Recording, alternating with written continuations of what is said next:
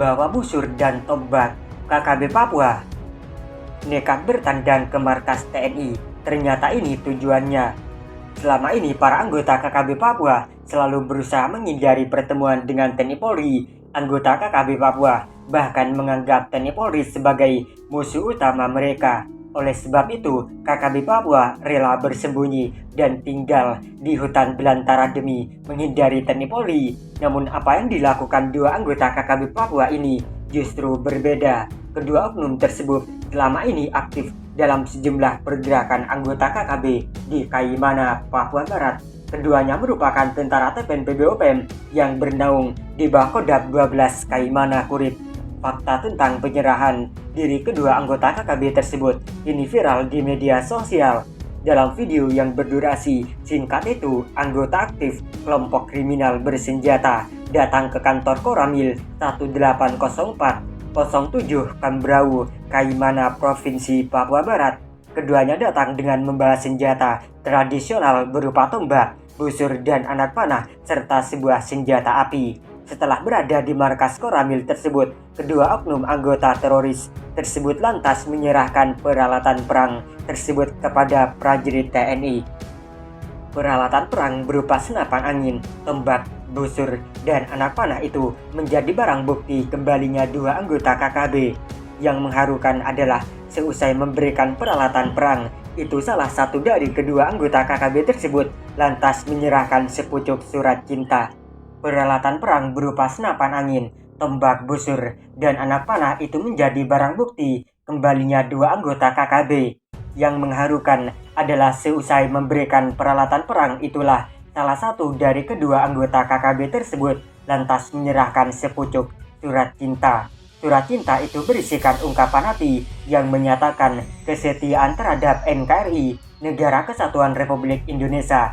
Bahkan kedua anggota KKB tersebut secara lantang meminta teman-teman untuk melakukan hal yang sama seperti yang dilakukan saat ini kepada teman-teman yang ada di kampung-kampung. Saya meminta untuk datang dan menyerahkan diri. Kita tidak disakiti, kita tidak diapa-apakan, kita diterima dengan sangat baik oleh semua tentara dan polisi, ujar pria yang tak disebutkan namanya tersebut. Sebagaimana yang tersiar dalam video viral tersebut, kedua pemuda itu datang ke Koramil 180407 Kambrau, Kaimana, Provinsi Papua Barat. Keduanya datang dengan mengenakan pakaian seadanya, menggunakan baju kaos dan bercelana pendek. Di tangannya ada senjata yang biasa digunakan untuk berperang. Seusai berkomunikasi dengan prajurit TNI yang ada di Koramil tersebut, kedua pria berjenggot tipis itu lantas keluar dari ruangan. Mereka melangkah ke halaman kantor Koramil dan di tempat itulah keduanya menyerahkan peralatan perang. Tak hanya itu, pria anggota KKB berbaju putih mengungkapkan kembali tulisan yang tertuang dalam surat cinta. Pria itu menyebutkan bahwa mereka telah sadar dari berbagai tindakan anarkis yang dilakukan selama ini. Mereka tak ingin mengulanginya, apalagi menyerang prajurit TNI Polri yang sedang bertugas menjaga keamanan dan ketertiban masyarakat serta kedaulatan NKRI. Atas kesadaran itulah keduanya pun langsung memutuskan untuk kembali ke pangkuan NKRI dan tak mau mengulangi perbuatannya. Keduanya ingin hidup aman, bekerja dengan aman, bergaul pun dalam situasi yang aman dalam bingkai Negara Kesatuan Republik Indonesia. Terbetik kabar bahwa kedua pria bekas anggota KKB tersebut baru menyerahkan diri setelah tindakan anarkis di wilayah Kaimana. Kala itu, kenang kedua pria tersebut, mereka diajak untuk ikut dalam penyerangan ke markas Yonif 464 IB di wilayah Kaimana. Lantaran menyadari bahwa tindakan tersebut tidak patut dilakukan, maka keduanya pun memilih untuk menghindari dari anggota KKB lainnya. Setelah itu, keduanya memberanikan diri untuk menyerahkan diri kepada prajurit TNI Polri. Namun sebelum menyerahkan diri ke Koramil 180407 Kambrau, keduanya terlebih dahulu membuat sepucuk surat cinta. Surat cinta itu berisi ungkapan hati sekaligus janji setia kepada NKRI. Dalam janji setia itu, keduanya menyatakan tak ingin lagi melakukan tindakan yang melanggar hukum, tak akan lagi terlibat dalam tindakan kriminal, serta ikut dalam berbagai pergolakan yang bertujuan memisahkan diri dari NKRI.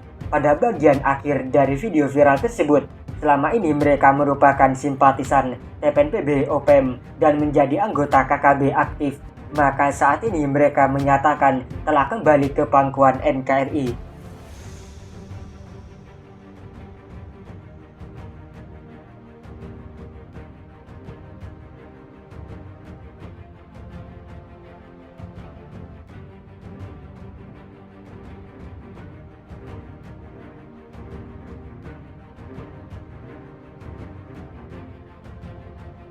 Usai tumpas gerombolan bersenjata, KST UPM, warga Papua serbu markas pasukan tengkorak Kostrad.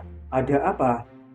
Puluhan warga Papua mendatangi pos komando distrik persiapan Kuper, Intan Jaya, Minggu 7 Mei 2023. Pasalnya pasukan dari Satgas Para Raider 305 _Tengkorak Kostrad berhasil menumpas gerombolan bersenjata kelompok separatis teroris KST UPM.